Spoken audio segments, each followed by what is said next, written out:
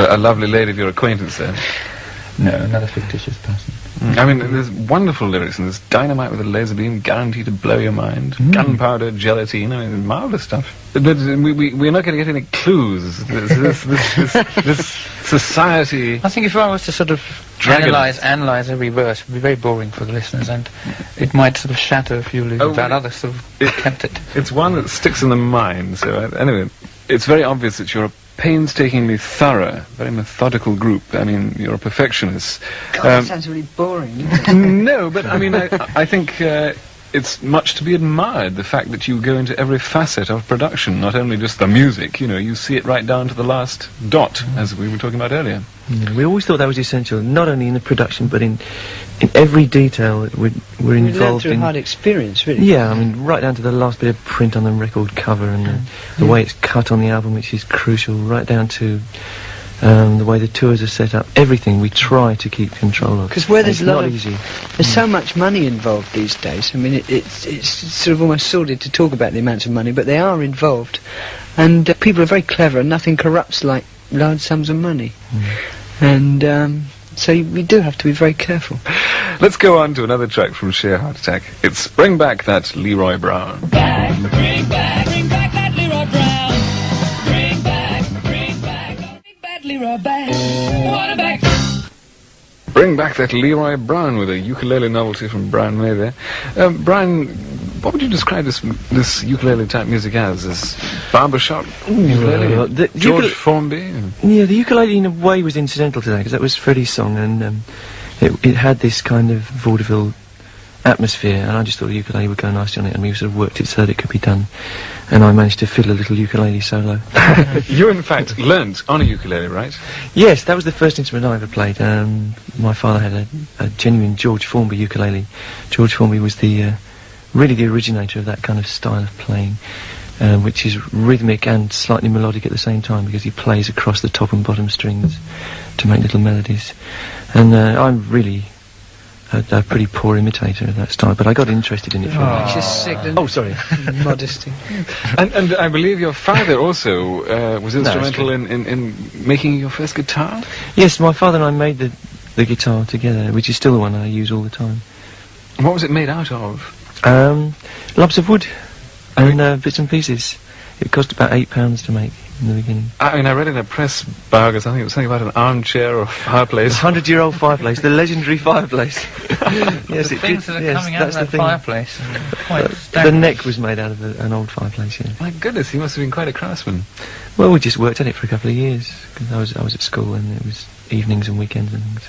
I see. And that's still the one you play now? Yes. Oh, terrific. Well, it must be worth a fortune in years to come, so...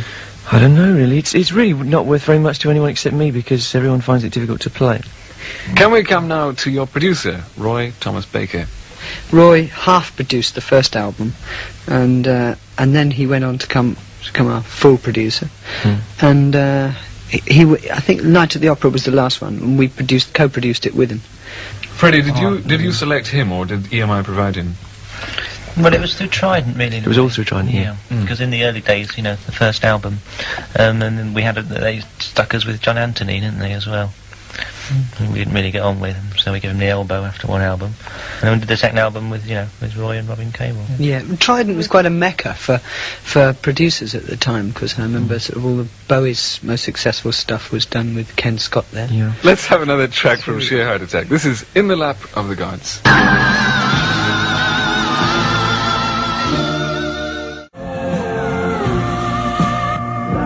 In the Lap of the Gods. The Beach Boys meet Wagner, or something like that, anyway. Freddie, was this a sort of pre-runner to Bohemian Rhapsody? It has a sort of operatic feel to it. I suppose it could be put across that way, yes. I'm sort of learning a lot on Sheer Heart Attack. We're sort of doing a lot of things that was to come in future albums, or was to sort of be used on the future albums. And songs like that, yes, I suppose working out the kind of harmonies and things and the song structure did help a lot in, say, something like Bohemian Rhapsody. Somebody said this was something like Cecil B. DeMille meets Walt Disney or something, which is more to the point than say the Beach Boys. Wagner meets the Beach Boys, yes. Well, talking about Cecil B. DeMille, can we come to your colossal stage productions with Oh yes, and crowns appearing everywhere, thunder flashes all over the stage, and you leaping about, bringing ballet to the masses, I believe the quote was. Oh, I mean, if you're referring to sort of a certain article about all that, that's meant to be taken tongue-in-cheek. But I mean, it's just that at this point in time, that's something that sort of interests me. And I'm just trying to incorporate it in the stage act. Nothing more, really. And it's basically to enhance the music we play. I mean, if it wasn't working, then I wouldn't do it. And it's also a phase that I'm going through. And I like the Nijinsky costume. The people who come to the show seem to really enjoy them, because you must aim for maximum effect, which we do. I mean, both orally and visually. However, some sort of people don't seem to like this so-called purists or whatever, and they think it's techno flash rock or something I've heard it called. But basically, we're just trying to put over the music and the visual aspect as effectively as we can to as many people as we can. Do you carry your own lighting crew all over the world? Yes. So it's the same one that was at Earl's Court that was in the States, right? Yes. Yes, it has to be, because the coordination required is quite unbelievable. And the same for the sound setup.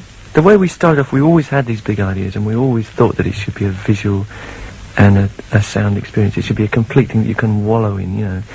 I think it comes from when we were kids. If we went to see a rock band, we wanted to be knocked out, we wanted to be blown away. Yeah. You know, and Stunned. yeah, it's for that kind of thing. We think it should be a real event every time we play. People are paying money to come and see you. So I Yes, mean, as far as we're concerned, we're putting on a show. It's not just us. It's just another rendition of an album. If that was the case, we might as well just have sort of cardboard cutouts and just play the album through the sort of system. I mean, Yeah, right. Let's have some more music. The next one from Sheer Heart Attack we're going to play is Now I'm Here. call that music. Here I stand, look around.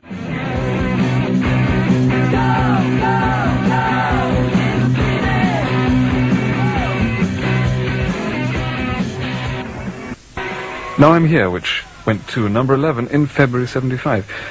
Do you find that the single helps you generate sale of an album? Definitely.